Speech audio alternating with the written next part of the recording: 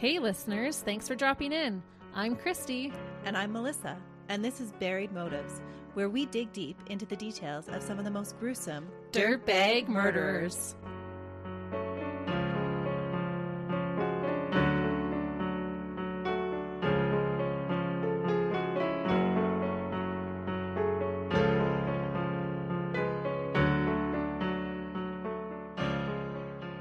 Hey listeners, Welcome back to Buried Motives. we're glad that you're joining us this week.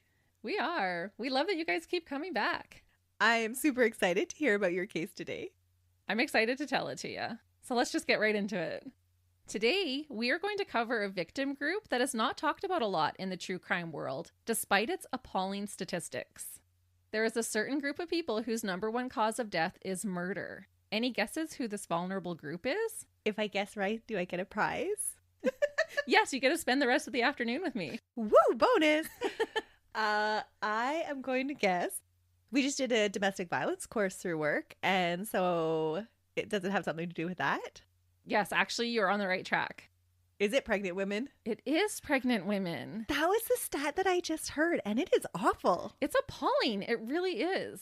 In the United States, pregnant and postpartum women die by homicide more than they do from any other cause. Which is so crazy. It is, because if you think about how much more they are at risk health-wise, just being pregnant and giving birth and postpartumly, to think that homicide is the number one cause of their death when they're already at an increased risk of a natural death blows my mind. Yeah. When we were talking about it at work, I was floored. Yeah. Mm-hmm. And I don't feel like this is talked about a lot.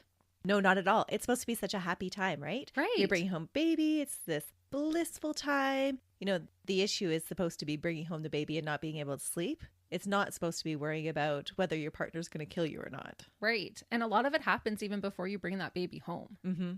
There was a study done by researchers at the University of Tulane that was published in the Journal of Obstetrics and Gynecology that found that pregnant or postpartum women are twice as likely to die by homicide than by any other leading cause of maternal mortality. When compared with women in the same age groups who were not pregnant or postpartum, they were 16% more likely to be murdered, and this is a significant risk elevation. Researchers believe that this number is even higher than what is recorded, because before 2017, it was seldom recorded on a woman's death certificate if she was pregnant or not at the time of her death. Now that it is being recorded, researchers are expecting to see even more alarming numbers. So it's worse than we even think it is right now. Which is just so shocking. It is. And I knew that domestic violence rates increase when you're pregnant, but I didn't ever make that connection to actual homicide. Yeah, it's wild to me. Especially if it's coming from an intimate partner. Like, that's your child as well. Intimate partner violence is so scary. It really is. Of all the pregnant and postpartum women who are murdered, Black women and younger girls are at an even greater risk. Girls ages 10 to 19 are 6 times more likely to be murdered, and Black women are almost double that at 8 to 12 times more likely. Is that if they're pregnant? If they're pregnant or postpartum. Studies suggest that because of racism, Black women are not given the same quality of prenatal care and are not believed to the same degree when they report pain and abuse, which is so terrible. So sad. 2/3 of these murders occur in the victim's home, and most are committed by their significant other or intimate partner. The American College of Obstetrics and Gynecology recommends universal screening for intimate partner violence during pregnancy, but it is estimated that less than 30% of women are currently being screened. Which is what our course was on. It's so funny that this is like matching up to what you just learned about. We have this like subliminal like wavelength, I think. We're connected. We are. And all things murder and gruesomeness.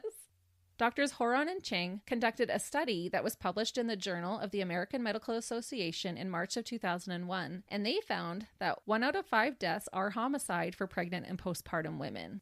However, the more research that takes place, the higher that number grows. For example, a study in the Journal of Midwifery and Women's Health looked at the maternal mortality rates just for Washington, D.C. What they found was astounding. In the previous 8 years, 43% of pregnant and postpartum women who died by being murdered. Wow. 43%. That is a huge amount. Almost half of these deaths were not included in the DC Center for Health and Statistics. Why are we not hearing more about this then? Right?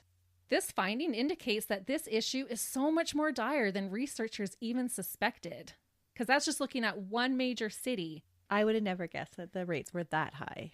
So there's already alarming statistics, but we're not even getting the right statistics yet. So with all of this being said, and as we get into this case, I just wanted to say that if you are pregnant or have just had a baby, please reach out for help if you are experiencing any form of domestic abuse or violence. And if you have a loved one who is currently pregnant or has given birth in the last year, please keep an eye on them and let them know that you are there for them. This atrocity is flying under the radar and is so terribly alarming to me. Creating another human life should be the most joyous time in a woman's life, not a time when they are most at risk for being murdered. Yeah, totally. So I know that was a lot as we're getting into there, but I just felt like we needed to raise some awareness as to what's actually happening to pregnant women in the United States. And I'm assuming those numbers will trickle to other countries as well. Hopefully not a trend that will continue, but definitely need some awareness raised about it. I would have never guessed that those rates were that high. Yeah, I was shocked as well. Okay, so you're going to tell us today about a dirtbag dad that murders his wife? Not quite. What? As I'm sure you've gathered, we are going to be talking about a pregnant woman who was savagely murdered. The unique thing about this murder is that the victim wasn't murdered by her significant other. She was heinously murdered by another woman. Oh. That woman being Lisa Montgomery. And so we're going to start our tale with Lisa. Another woman? Another woman. Was it the other woman? It was not the other woman. What? Yeah. This is very unique in the world of pregnant or postnatal women being murdered because this is not the norm. Usually it is by their intimate partner. Mm-hmm. Lisa Marie Patterson, Montgomery would be a married name for her, had one of the worst, most heartbreaking upbringings that I think we've covered so far on Buried Motives. Oh, that's got to be a pretty bad upbringing then. Yeah, so we're starting bad right from the start. So a little bit of a warning here. Because of this, many have questioned how the abuse she endured factored into her actions later. Lisa was born on February 27th, 1968 in Pierce County, Washington. Some sources say she was born in Malvern, Kansas, but that is where she was living at the time of the murder. So I used the information I found from her burial records. Lisa's mother, Judy Shaughnessy, was 20 years old when she gave birth to Lisa. I can say with confidence that this woman should never have been a mother. Judy was a mean, raging alcoholic and drank heavily while pregnant with Lisa. She was another Trudy. Exactly. Oh. Because of the excess drinking, Lisa was born with permanent brain damage. And it can happen with just one drink. Mm-hmm. No drinks are safe in pregnancy. So she had FASD? Wasn't formally diagnosed, but a lot of experts believe that. She did have fetal alcohol syndrome. Yes, but they had just put it down as permanent brain damage. Okay. Lisa's father, John Patterson, was 25 years old when Lisa was born and serving in the military. He was also an alcoholic. John had a 4-year-old daughter named Diane from a previous relationship. John would be Judy's second of 6 husbands. That's a lot of husbands. That is. That's a lot of faith that a marriage is going to work out. Right?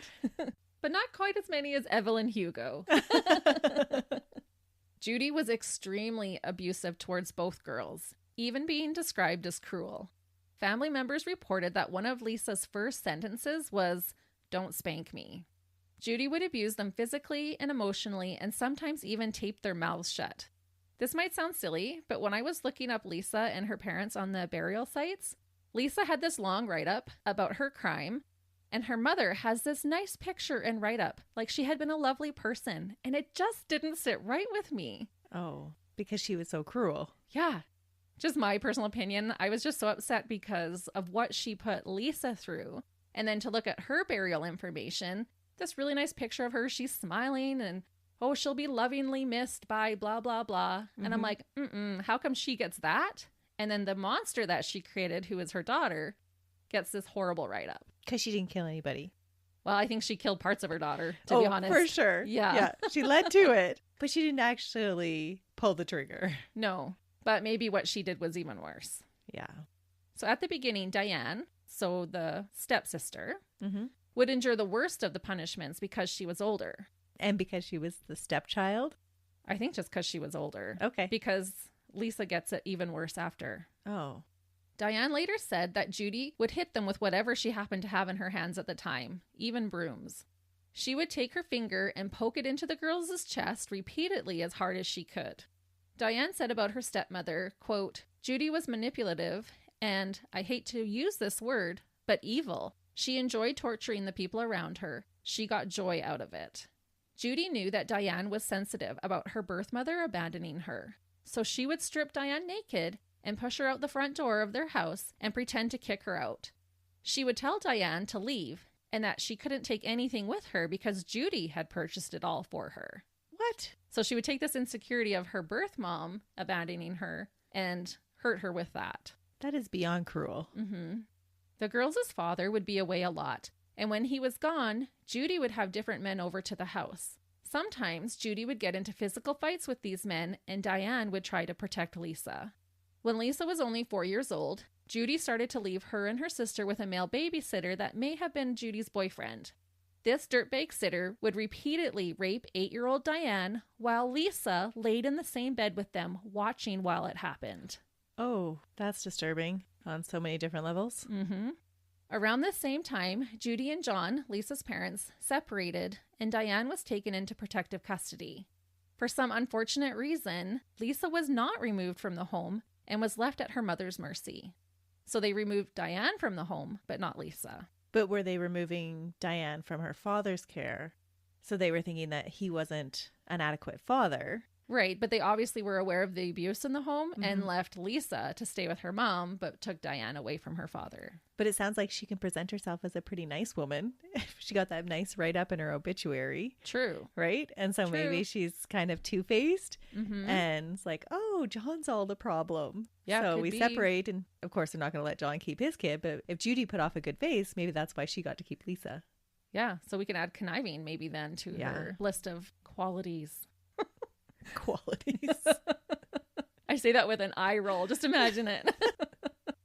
Diane was placed in foster care and grew up the rest of her childhood in a loving home. She later said that because she got out and was taught love, she was able to process her childhood trauma and become a well-adjusted adult. Success story. It was a success story. Oh, so nice to hear those. It is. They're so few and far between. They seem to be. Maybe it's just because we cover a whole bunch of dirtbags, though. That's true. We're focusing on the ones that don't usually come out of it. We have a little bit of a bias when we do our research. It's true.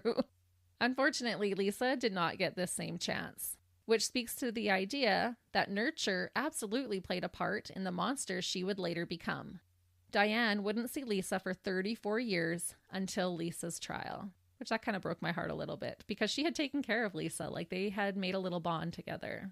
That is sad. But interesting that she would re-enter her life during the trial then. Like she was still supportive. Yeah. And I believe she had testified of the abuse that Lisa had went through. When Lisa was in kindergarten, her mother Judy remarried. This man's name was Jackie Kleiner. He went by Jack and was a total disgusting monster. Judy and Jack had 3 children quite quickly, one right after the other. Jack would beat his wife and all the children. And to be extra degrading, he would make the girls undress before whipping them. Oh, it's a dirtbag move. Yeah, they said he kind of got sexual enjoyment by making them get naked and then he would whip them. That's super disturbing. Yeah, what a gross human being. Mm-hmm. The family lived in poverty and moved 16 times during Lisa's childhood, so no real stability. Eventually, they moved to an isolated area outside of Sperry, Oklahoma. Oh, no. They lived in a trailer at the end of a dead-end road, so nobody would have seen what was happening at their place. After moving to this house of horror, Jack, being an absolute piece of human trash, built a shed attached to the trailer where he could rape Lisa in a separate private place that's only purpose was to repeatedly rape his stepdaughter. What? Allegedly from age 11 on. No way. Yeah. He makes me sick, but it gets even worse. And Judy did what? What was his explanation of why they had this little extra room? Like, wasn't Judy curious about, hey, why do you and Lisa only go out there? Oh, Judy is fully aware of what's happening and eventually uses this room to her advantage, which we're going to talk about. What? Mm-hmm. How does she use it to her advantage? I'll tell you. Like I said, this is terrible, but it is going to get even worse from here. And this is how it gets worse. Jack started pimping out Lisa to his friends. No. Yes. He would also use her as payment if other trades did work for them. Among many others on occasion, a plumber and electrician both did work for Jack, and instead of paying them, he offered up sex with his stepdaughter, an offer they did not refuse. Those are dirtbags too. Yeah. So basically, it was like, Oh, you guys fixed my taps? Well, I don't have any money, but here, you can have sex with my child instead and do whatever you want to her. And again, on Jack's obituary, nothing is said about what a dirtbag he is. Oh, that is rotten. Yeah. And so when you asked about Judy, she was well aware of all of this sexual abuse, but she blamed Lisa for it. And some reports say that she was profiting as well on trafficking out her daughter. She would also use Lisa as payment for services. No way. Yes. Who are all these people that are willing to trade their services for sex with a teenager? Yeah. And was she even a teenager at this time? No, You she said was it started 11. At 11. And that's exactly, I wrote right in here, I have to question, did every single person who they offered this to say yes and then take them up on their disgusting offer? And if not, why didn't any of those people, if there were any, go to the police and tell them what these sick dirtbags were doing? Yeah, that is bizarre. Because if someone offered that up to you, don't you think you would go to the police? Like if you were not that kind of person that was going to do that and say, look, these people offered me sex with their 11-year-old. What kind of people are taking them up on the offers? Many. No. Yeah, not just one or two. Sometimes multiple ones in a day. Because he would also pimp her out to like their friends. No way. Mhm. And so they're collecting money then, not just services, but Yep. actual money. Also money. And what was going on with their 3 younger children? Was it only Lisa? I can't find any reports on the other children. Oh my goodness. When Lisa became a teenager, she told her cousin what was happening. Her cousin was a deputy sheriff, but Lisa begged him not to tell anyone else. She believed that Jack would kill her if he knew she told anyone. This cousin later had to testify in court. He said that Lisa was sexually abused orally, vaginally, and anally. He said, quote, she said it was over and over, one man right after the other, and went on for hours. They were also physically violent. They would beat and slap her if she was doing it wrong. When they were done, they urinated on her like she was trash. What? Like I said, this is one of the worst cases I've ever heard of abuse for a child. And why didn't this guy go to the authorities? He didn't. He was an authority. He was a deputy sheriff. But there are certain things that you have to divulge. Well, he didn't. And I'm sure that's a regret that he had to live with. That is so sad. Lisa convinced him that Jack would kill her if he found out that she told. So then you take her into protective custody. Yep. Lisa also told one of her stepbrothers about the abuse. He said in court, quote, Lisa told me that when these men raped her, she would go away in her mind and try not to be present.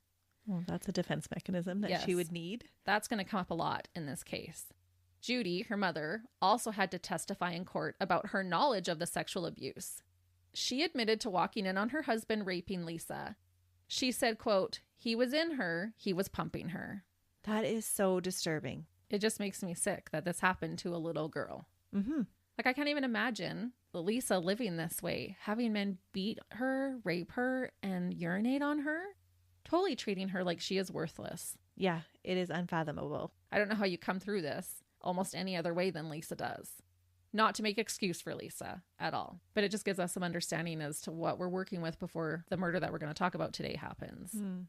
One of the worst things about this is that when this all came out in court, the court did not report Jack's despicable actions, and he, or Judy for that matter, were never charged for what they did to Lisa. What? It makes me want to vomit. Like, what the actual heck? Was it past the statute of limitations? Possibly. Why were there no consequences for what they did? It was never reported. It came out in the courts, but they didn't report it to the authorities. So Lisa didn't press charges after it came out? No. In the courts. And it comes out even earlier than when Lisa goes to court and wasn't reported then either, which I'll talk about. Huh.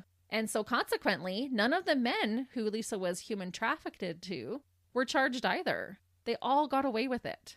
To add to this frustration, this abuse had been brought to the court's attention years earlier when Judy was undergoing divorce hearings and Lisa testified against her stepfather about the rapes, but nothing was done about it then either. What? Yeah. Fail on the system? Totally. Oh my goodness. It's just so tragic. I can't even imagine. I just was so angry when I was writing this. Like, how could they let this little girl down? Time after time after time. It got brought out in the courts. She had told 2 different people about it. Thanks for telling us your story. We're not going to do anything about it, but now we'll let you go home with your mother? Yeah. And they knew that Judy was allowing this to happen. But no, we'll let you go back to your mom. It was just she was going through divorce and so was just using Lisa to get back at Jack because she knew that it was going on. So you're going to tell the court about what your stepdad has done to you. Meanwhile, I knew all about it the whole time. Exactly. That is awful. Now you can see why I'm so angry that she has this nice little write-up on her burial description. I'm just flabbergasted because I thought there was laws put in place that if abuse was disclosed on a minor, that it had to be investigated and prosecuted. Well, there should be. I don't know about this time in that state, what there was, or if it just fell through the cracks or someone thought someone else was going to report it. I don't know what happened.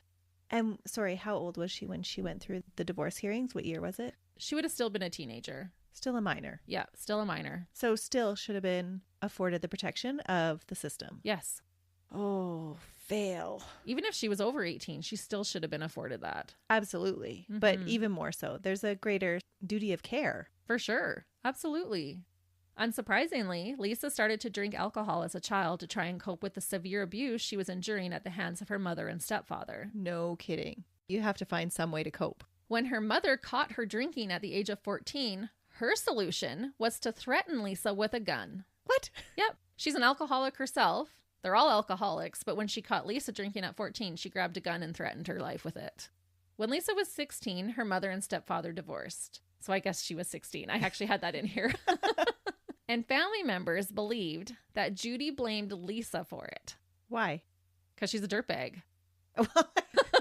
That goes without saying. Like, why would she? Yeah, honestly. But what was her reasoning of saying, like, Lisa caused this because Lisa did X, Y, and Z? No, there was nothing for her to blame Lisa on. So anything she said would have been totally invalid anyway. I'm just curious of what her story was. Who knows what she was blaming her for? Probably, you're not keeping your stepfather happy enough. Yeah, you're not helping out around the house. You're causing him too much stress. Yeah. Bloody bleep and blah. She just makes me so mad. I wonder, you said the cousin was a deputy sheriff. Mm-hmm. And what age was Lisa when she complained to him? She was a teenager, I believe. It was before the divorce, right? And so I'm wondering if there wasn't any charges against Jack? None, ever. Or even an investigation? Nope, Jack and Judy died without this on their records. Oh my goodness. I'm trying to give the benefit of the doubt to at least somebody in the story. And maybe the cousin was putting some pressure on him and maybe that's when they divorced. Yeah. I don't know. There's just too many dirtbags in this story. There is. And too many people just looking the other way. That's crazy. During Lisa's later incarceration, she was examined by a clinical psychologist from the Bellevue, New York University program for survivors of torture named Catherine Porterfield. Catherine explained that when children grow up living in constant fear, their brains adapt to survive. She said that when children experience severe trauma, they can sometimes dissociate from their feelings and bodies as a way of protecting themselves. The more often it happens, the more it becomes a part of who the child is as a person. About Lisa, she said, quote, "That is exactly what Lisa Montgomery developed into, which is a person who had profound disconnection from her body, from her mind, from her experience. Those were disconnections that were tragic in their consequences, but they were what we come to understand as neurophysiological adaptations to survive being constantly under assault." It's incredible how structures in the brain can change during childhood when faced with trauma. Right. Your body has to survive and adapt somehow, and so it does what it needs to survive. And so I can totally see how she would disassociate to get through that trauma. Yep, I feel like that was a totally accurate statement about Lisa. And it wasn't like this just started. The rape started when she was 11. But right from a baby, like her first sentences included, "Don't spank me." Mm-hmm. Seeing her stepsister get raped at the age of 4. It's just mind-blowing to me. In an attempt to escape the horrible nightmare that she was living on a daily basis, at age 18, Lisa married her stepbrother, Carl Bowman, in August of 1986. What? Mm-hmm. Okay. Is that allowed? It was. They got married. Weren't they half siblings? Stepbrother, not half-brother. So they weren't genetically connected. Okay. Sorry, Stepbrother. I thought it was one of the 3 children that her mother had with Jack. No, because her mother had multiple marriages. His last name is Bowman. Okay, gotcha. So it's not as gross as it sounds. Okay. Yeah. But unfortunately, this would not be the reprieve from abuse that she had hoped it would be. No, he's a dirtbag too? Yep. Christy, there's too many dirtbags. I know. That's why I said this poor woman, what she lived through is astounding. Lisa and her stepbrother, husband, had 4 children in 5 years. The first one was born in January 1987, so shotgun wedding when I did the math. After their fourth child was born, Lisa had to undergo tubal ligation in 1990. This devastated Lisa. Lisa later said that the doctors suggested it, but her mother and husband forced her to have the procedure. Okay. I don't feel like Lisa, at this point in her life, could really stand up for herself. Right. When was anything what Lisa wanted? The one time that Lisa felt like she was given attention was when she was pregnant, a feeling she craved. People talked about how, she would go out in public and people would dote on her and hold doors for her and, and she would get all this attention that she never got anywhere else in her life. She was being taken care of like she had never been taken care of during her childhood. Right. And so she connected that to being pregnant. So it wasn't even, I think, so much about having the children. She just always wanted to be pregnant. Mm-hmm. Lisa's husband would violently beat and rape his young bride. While at their house, one of Lisa's brothers discovered a videotape of a home movie that showed Lisa's husband raping and beating her. Lisa's brother said, quote, "It was violent and like a scene out of a horror movie. I felt sick watching the video. I didn't know what to do or how to talk to my sister about it." Yeah, because he was watching his sister be raped. Yeah. So he did nothing. Again, no one intervened. He didn't even bring it up with her. No, he said he didn't know how to. But he recognized that it was wrong. Yeah, it made him sick. People started to notice that Lisa would slip into a world of her own. Experts say this was an early sign of her mental illnesses, which included bipolar disorder, complex post-traumatic stress disorder, dissociative disorder, and traumatic brain injury. I called it. You did. I knew you would. That's what's so great about doing this podcast with a nurse. She's just so knowledgeable about that kind of stuff. I just always find dissociated personality disorder so interesting. And along with the complex trauma that she's had, it makes total sense. Yeah, I wouldn't dispute any of these diagnoses on her. Mm-hmm. Lisa's children would say that Lisa would space out, and they invented the nickname Martha to yell at her to help her snap out of it. So if they were saying, "Mom, Mom," she wouldn't do anything. So they'd be like, "Martha." And then she would snap out of it. And, oh, what? So her children at a young age recognized that she would do this. Yes. Her daughter, in fact, recalled that Lisa sometimes would behave like a child when they were out in public. She would twirl and skip and swing her arms about. This was bizarre behavior in their opinion and would sometimes embarrass the kids. It was a regressive state though, right? Mm-hmm. Yeah. She never nurtured that inner child at all. Mm-hmm. Lisa and Carl were separated in 1994. Lisa had an affair and claimed that she was pregnant. Lisa and Carl worked things out and she stopped making the pregnancy claim. In 1998, the couple split up for good and were divorced. Good riddance, Carl. So Lisa's kids stay with her? Yes. And by all reports, she's a good mom? Other Yeah. than she spaces out occasionally? Yes. Yeah, I Okay. didn't find any instances of abuse or things like that from Lisa to her children. Which in and of itself is a miracle. It is. Lisa met a man named Kevin Montgomery in the year 2000. When they met, she told him she was pregnant, but was going to have an abortion. Kevin gave her $40 for the procedure, and they didn't talk about it again. Allegedly, she had told him she was going to go to Mexico to have it done. Okay. Yeah. Lisa and Kevin fell in love and were married. Hold on. I got to ask a question. Was she saying that it was Kevin's baby? No. When they met, she said she was already pregnant. Okay. So they met and she's like, "Yeah, I'm pregnant, but I'm going to get an abortion." Okay. Because she likes that attention. Right. Right? Okay. So she had lied to Carl about being pregnant. Because once they got back together, she just never talked about it again. And then when she first meets Kevin, she tells him she's pregnant and getting an abortion. Meanwhile, she's had a tubal. Yes. She's been sterilized. So then in 2002, Lisa once again told Kevin and family and friends that she was pregnant. Lisa would go to the doctor for what everyone believed to be prenatal care. Lisa would not let Kevin attend the appointments with her. Her doctor later testified in court that Lisa did come to see them, but it was for things like a cold and ankle pain. The doctor did not treat her for anything pregnancy related. When the fictitious due date came and went, Lisa told Kevin that she had a miscarriage. She also told him that she donated the baby's body to science. Okay, this is a whole lot of not adding up. So she actually patted her belly and pretended to be pregnant the whole time. Mm-hmm. Okay. Or I shouldn't say because the next pregnancy, she actually has pseudo symptoms.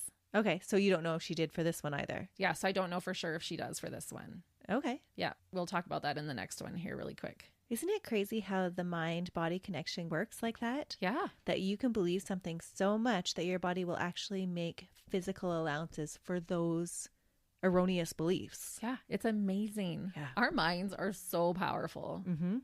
Well, even her mind was trying to protect her Mm-hmm. by putting her into those dissociated states.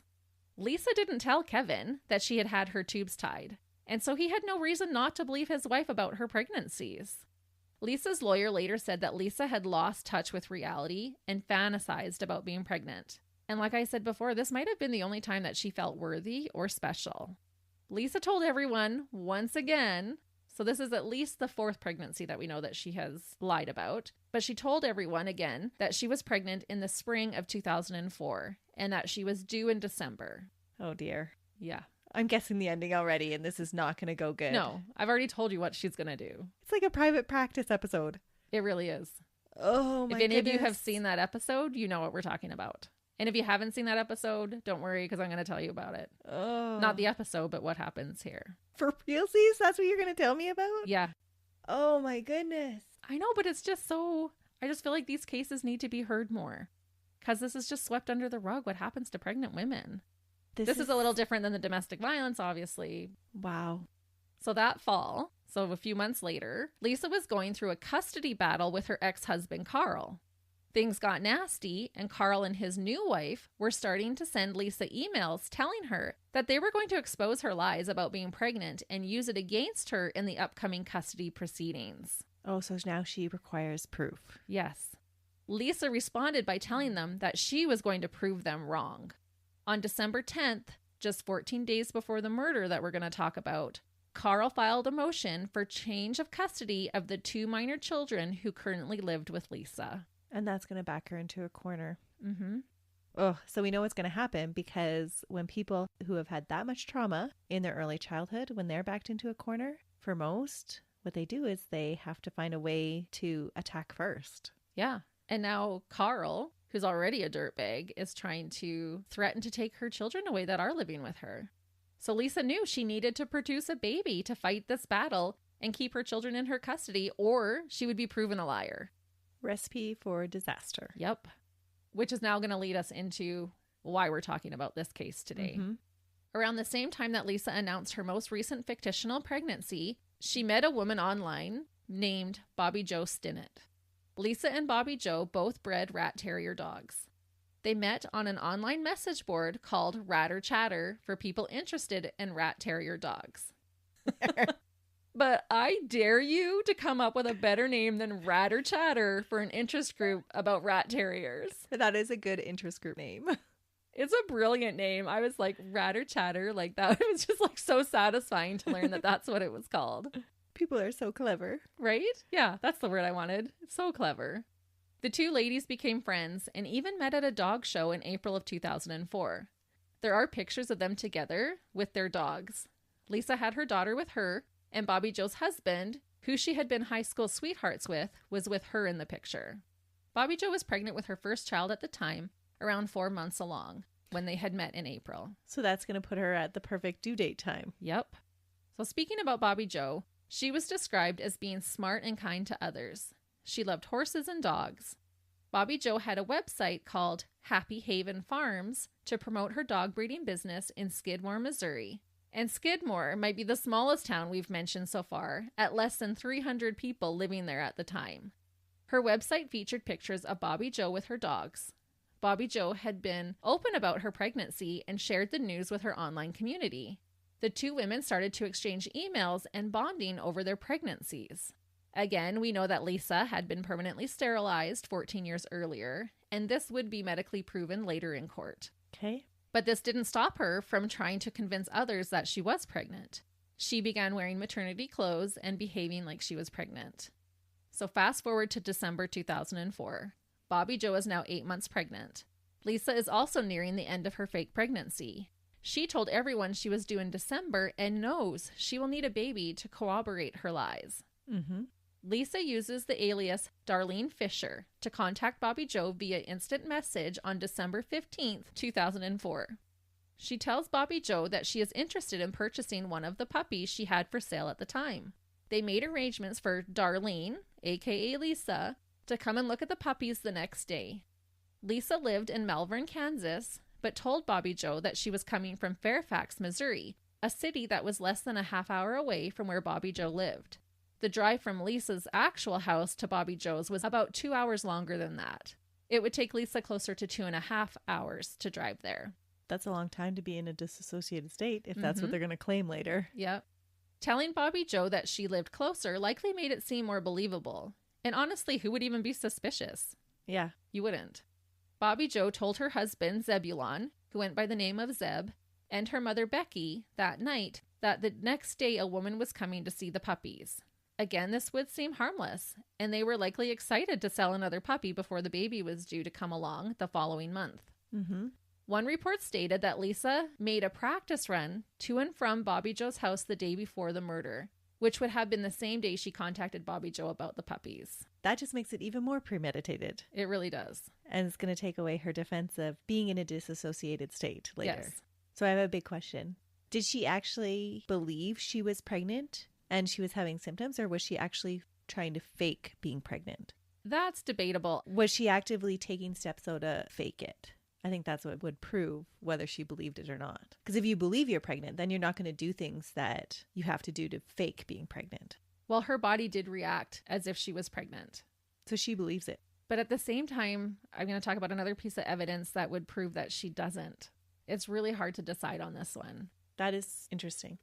The next day, on December 16th, Lisa got in her car and drove to Bobbie Jo's house. She arrived there at 12:30 in the afternoon. Bobbie Jo must have not recognized Lisa from meeting her back in April. The two women sat in the backyard playing with the puppies, which you can't blame her for not recognizing her. She met her once at a dog show, and this is now from April to December. And they're talking online, so she's not seeing pictures of her. Yep. So they're sitting in the backyard playing with the puppies, and at around 2:30 p.m., Bobbie Jo's mother called her to confirm that Bobbie Jo was going to pick her up from work at 3:30 p.m. This phone call must have put pressure on Lisa to get on with her plan before Bobbie Jo had to leave and someone would be expecting her. Lisa had taken with her a white cord and a sharp kitchen knife, which she was hiding in her coat pocket during their entire interaction. Oh no. Lisa sprung into action and attacked Bobbie Jo. She used the white cord to strangle her unconscious. Bobbie Jo must have been just so stunned as to what was happening. They had already spent 2 hours with each other. It would have seemed like it was so out of the blue. Yeah. Lisa then took the sharp kitchen knife and used it to slice into Bobbie Jo's stomach. The pain from this caused Bobbie Jo to regain consciousness, and she started to fight back. She was not only fighting for her own life, but for that of her unborn child. Blood would later be found caked in between Bobbie Jo's toes, indicating that she was bleeding heavily while trying to fight back. This also meant that there was already enough blood on the floor to come up between her toes and soak her toenails. Bobbie Jo also sustained defensive wounds on her hands, the side of her head, and the bridge of her nose during the altercation. So Lisa's having to beat her off while she's trying to rip the unborn baby out of her stomach. Yes, exactly. Because Bobbie Jo's fighting for her life. Bobbie Jo's fighting for her life, and so Lisa's fighting to try and subdue her again. Mm-hmm. When police later looked at Bobbie Jo's hands, they found a clump of hair still in her hand that she had torn from her attacker. So she fought. Lisa, unfortunately, managed to overpower Bobbie Jo and again strangled her, this time until she killed her. Bobbie Jo was only 23 years old. That is so sad. Mm-hmm. Lisa had watched videos online on how to perform a C-section, which again to me indicates premeditation. Yep. She proceeded to cut Bobbie Jo's baby girl from her uterus. She cut the umbilical cord and ran to her car. She began driving home while holding the baby and pinching the umbilical cord. She didn't tie it off? Not at that point. Don't tell me that baby dies too. The baby doesn't die. Okay, good. Lisa knew the baby needed attention, so she made a brief stop soon after leaving the crime scene to clamp the umbilical cord and suction mucus from the baby's mouth, and the baby finally cried. Lisa washed the baby off with baby wipes. She could see that the baby had a cut on her forehead from the attack, but was otherwise uninjured.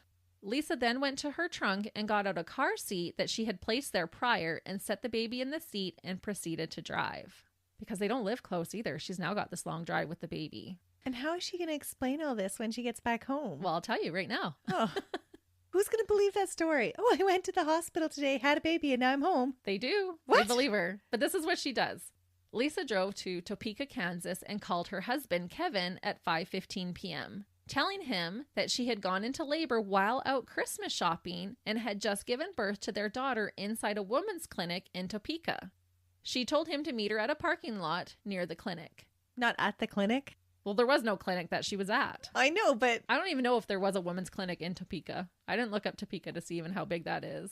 And it was, I think, like a restaurant parking lot that she was like, can you pick me up here? Where's her car? There in Topeka. So Kevin rushed to the spot where Lisa was waiting. Lisa's daughter and son also came to drive Lisa's car home for her while Kevin drove his wife and newborn baby back to Malvern. Okay. So she's trying to make this believable. Like, I just had a baby. I can't drive the car. So the kids are coming to drive the car, and that's why Kevin has to come and get her. Okay. How's she explaining the cutaway on the baby's head?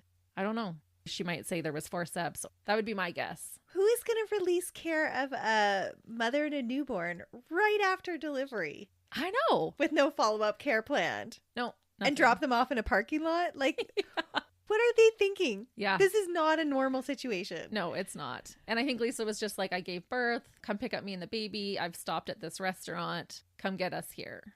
Okay. Lisa and Kevin started to call friends and family to announce the birth of their daughter. So Kevin believes it. He's all excited. Yeah. Poor guy. Lisa named her Abigail and was over the moon over her new baby.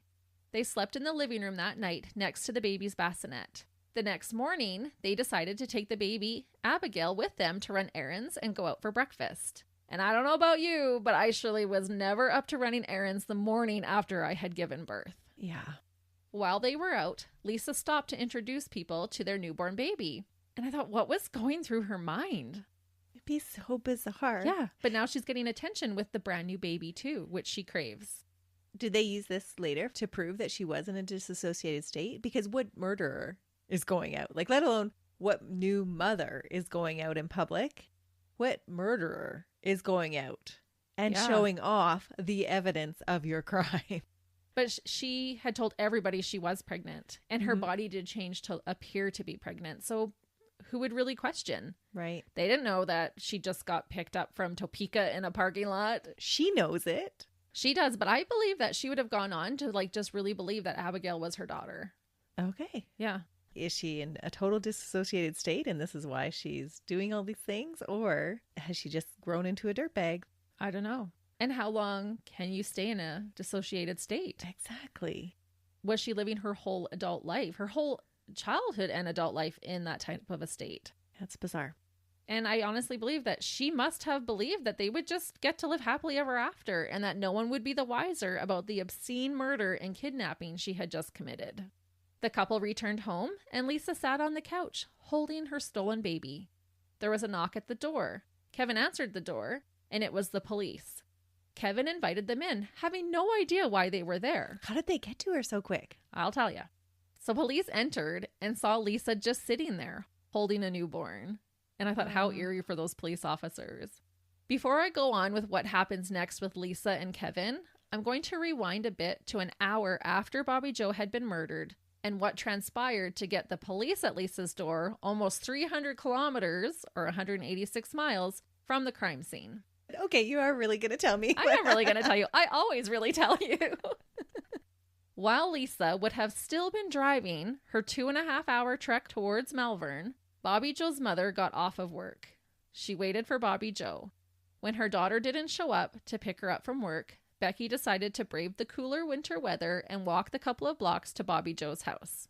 What she found, no mother on earth should ever have to experience. No, that would have been awful. I can't even imagine. Your child and your grandchild? No. Ugh. Ugh. When Becky approached the house, she saw that the front door was open. She went inside and called for Bobbie Jo. As she entered the living room, she discovered her daughter laying on the floor, covered in blood. She said it looked like Bobbie Jo's stomach had exploded. Becky quickly called 911 for help. During that late in the pregnancy, you have almost a third of your body's blood going through that placenta. Oh, I cannot even imagine what that scene would have looked like. That's a lot of blood. It is. And then you also have that increased amount of blood, right? Yeah. Paramedics tried to revive Bobbie Jo, but her injuries were too great. She was officially pronounced dead at the St. Francis Hospital in Maryville, Missouri. Panic grew when everyone realized that Bobbie Jo's baby was nowhere to be found. No one knew if she had even survived the attack.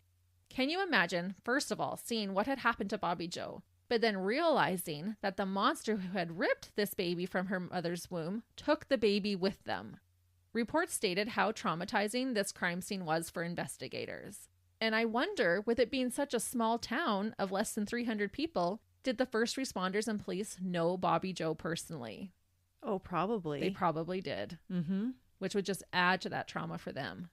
A unique aspect of this case is that the investigation was aided with the use of an Amber Alert. And I found this really interesting. Initially, the request had been turned down as an Amber Alert had never been used for an unborn child before because there would be no description of the victim. Congressman Sam Graves intervened and the alert was implemented. Good for him. It was the very first one ever of its kind. The description of Lisa's car, a red Toyota Corolla, was used in the alert instead of a description of the baby.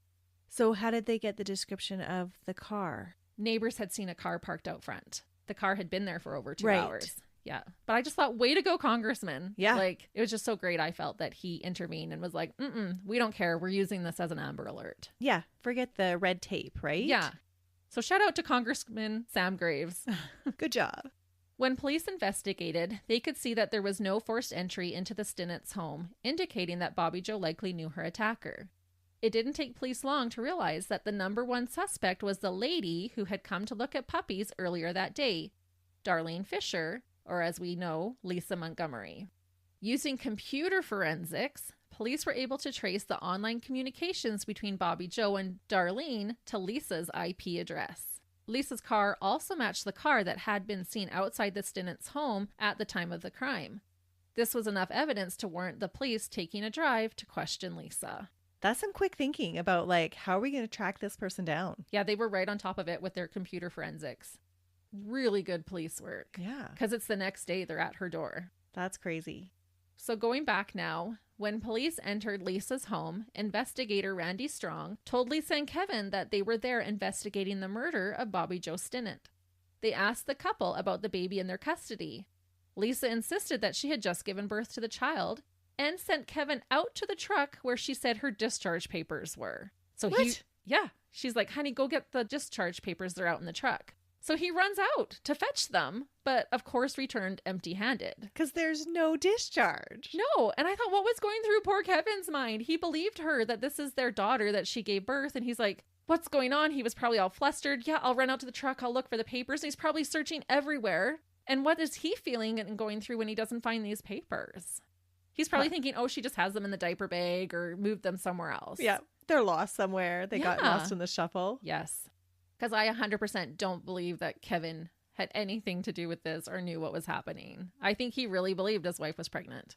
Officer Strong asked to speak to Lisa outside of the home. She complied and allowed another officer to hold the baby while they spoke.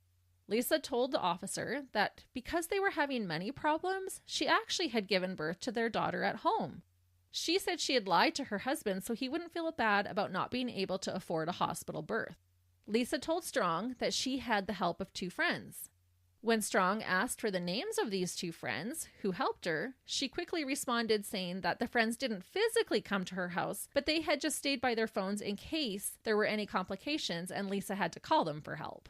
So Okay. she's changing her story a bit Yeah. here. But now police are going to ask her, okay, show us the afterbirth. Show us all the garbage of having a home birth. That's a messy thing. It is. And I'm sure they did because Lisa continued her story by saying that she had given birth all by herself inside the kitchen and then took the placenta and dumped it in a nearby creek, as one would. Which we know she didn't, right? Yeah. That would have all been left at the crime scene. Surprisingly, Lisa asked them if they could continue the questioning at the sheriff's office. Maybe she didn't want neighbors to see or her husband overhearing their conversation. It just seemed bizarre behavior to me that she'd say, can we go to the station to continue talking about this? Regardless, soon after arriving at the sheriff's office, Lisa confessed to everything, which included killing Bobbie Jo, removing the fetus from Bobbie Jo's body, and abducting Bobbie Jo's baby. So that's why she asked to go to the police station, was to confess. Well, they had questioned her for, I think it only took about an hour, and then she finally confessed. Okay. I don't think it was initially her plan. Like, she was going to still try to talk her way out of it. Well, because she had already come up with so many different stories. Yeah. But when she couldn't, she just confessed. Okay. Thankfully, Bobbie Jo's baby was returned to her father, Zeb Stinnett. DNA testing was performed to make sure this baby girl did belong to him and his deceased wife. Zeb named their precious daughter Victoria Jo Stinnett. Lisa was charged with kidnapping resulting in death. The indictment alleged that Lisa Montgomery, quote, willfully and unlawfully kidnapped, abducted, carried away, and held Victoria Jo Stinnett for the purpose and benefit of claiming Victoria Jo Stinnett as her child, and willfully transported Victoria Jo Stinnett in the interstate commerce from Skidmore, Missouri, across the state line to Malvern, Kansas, the actions of the defendant resulting in the death of Bobbie Jo Stinnett.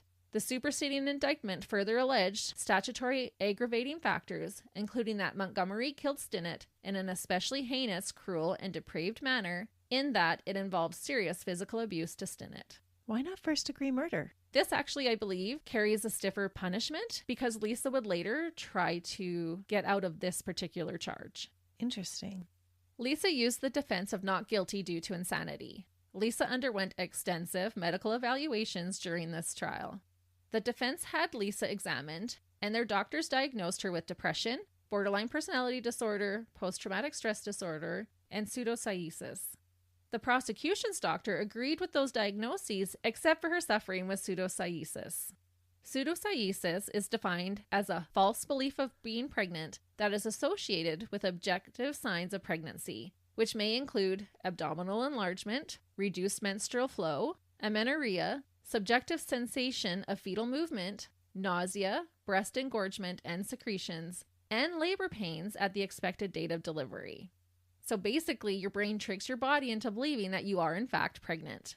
Your body can increase its hormone levels to present like a real pregnancy if you want to be pregnant badly enough. Hence, you will believe this delusion. However, I argue that if Lisa believed the delusion, then why would she steal Bobbie Jo's unborn child? Yeah, because she knew she wasn't pregnant. Mm-hmm. So the prosecution is saying, yep, we believe all those other diagnoses and we agree, but this is where we're going to fight you. But when forced to face a delusion, most will go to extreme measures to keep the delusion intact. True. However, remember I had said there was a piece of evidence that made me believe that she knew she wasn't pregnant? Mm-hmm. Even though her body is reacting like she's pregnant. So this is where it gets weird. I don't know.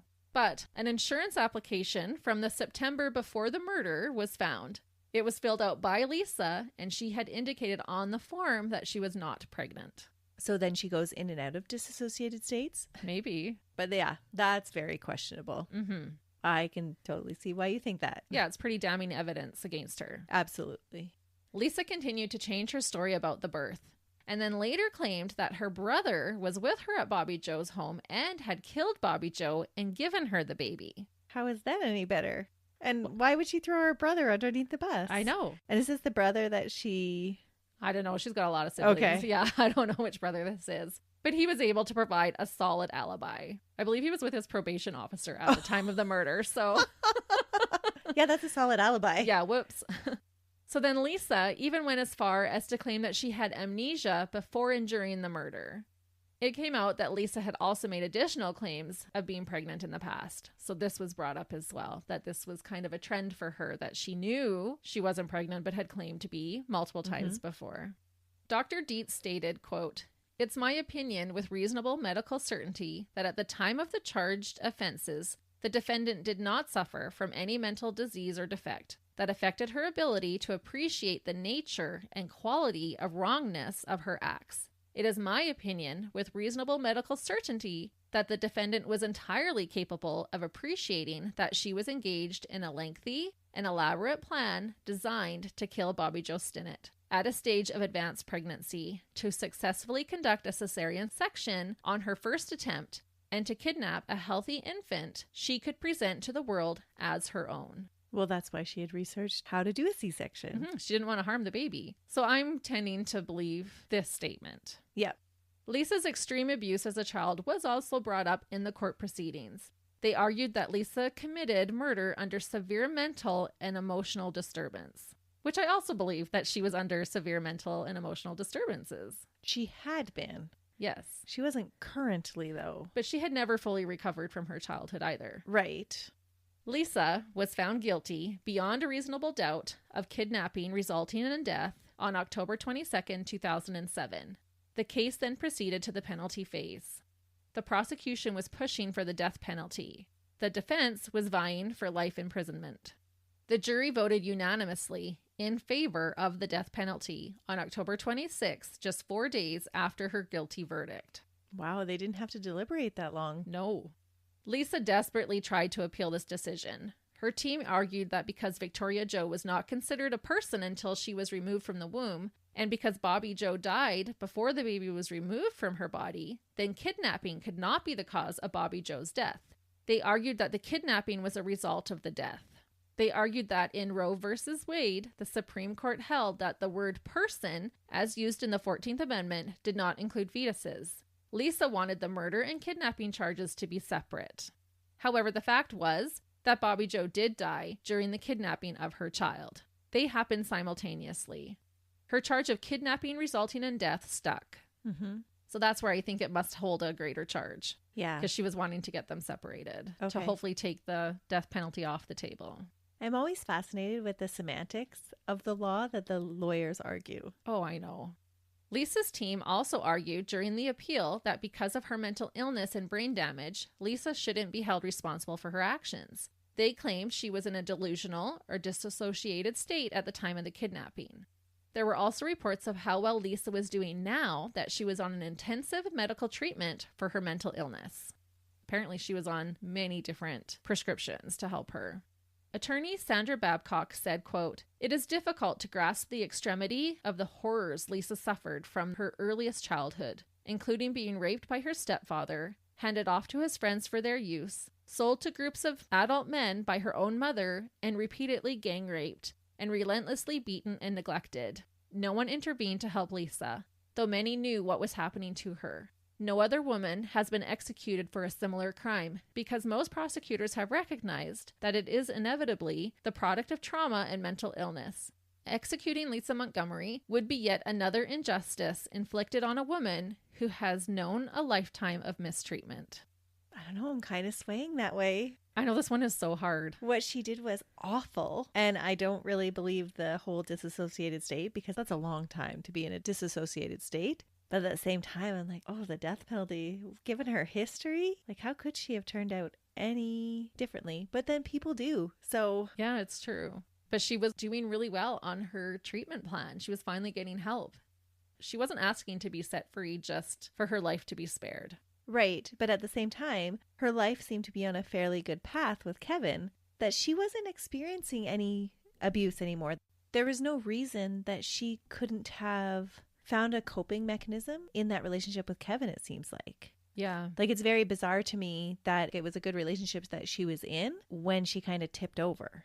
Right. She did crave being pregnant. Mm-hmm. That's when she felt cared for, safe, happy, that kind of thing. And she had expressed financial difficulties, saying that they couldn't have even afforded a hospital birth. So for her to then seek out counseling or medications, maybe that was not within their budget. I don't know for sure. Maybe.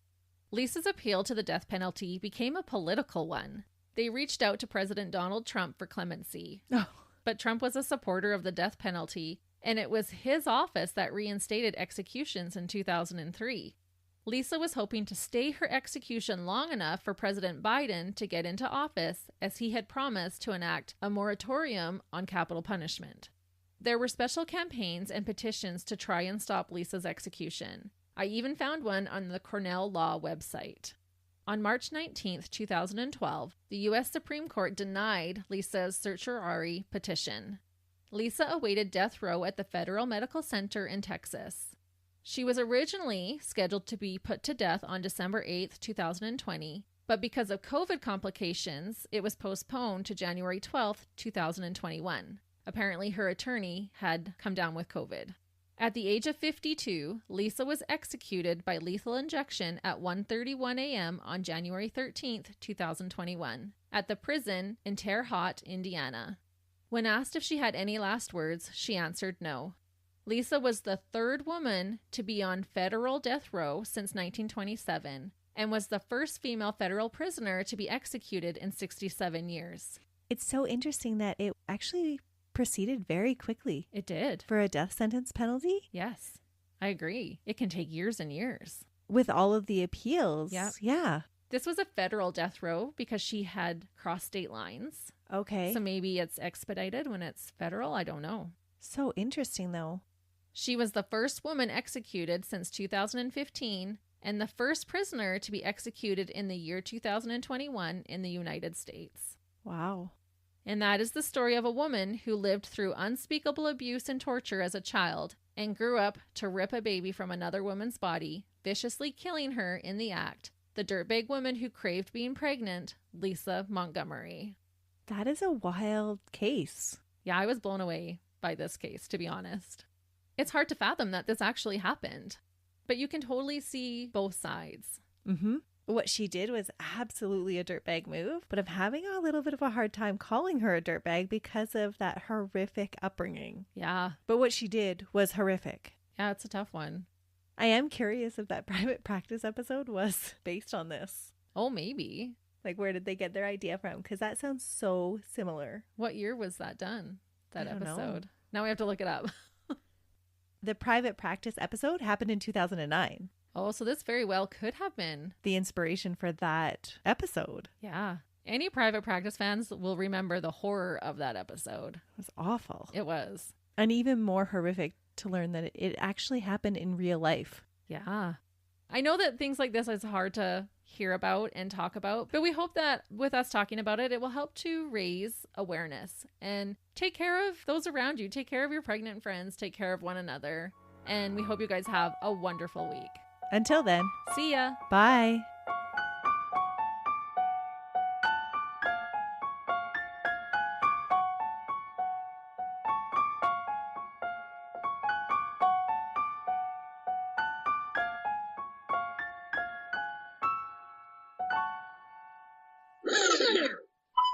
If people could actually watch us record, we'd have our own comedy show. Was so rough. Usually we're pretty good, but we're like, yeah, no, it's great. And I was like, girls, it was not great. That was published in the Journal of Obstetrics. For example, a study in the Journal of Midwifery and Women's Health. Midwifery. Midwifery? Yeah, not midwifery. Oh, that's an ugly name. Midwifery. I don't like that. Okay, well, I'll say it. It's an ugly word. You know how some words you really like to say and others you don't? Midwifery. Midwifery. Okay. That seems weird, but I'll say it your way. What? I know that you're going to not like this one too. She made a woman.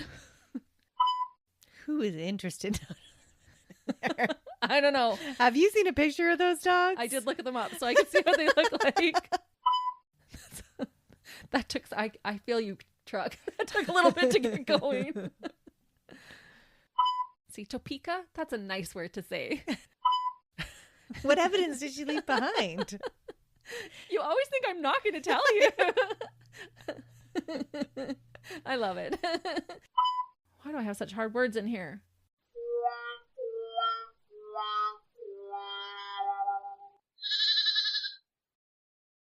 Another Sound Off Media Company podcast.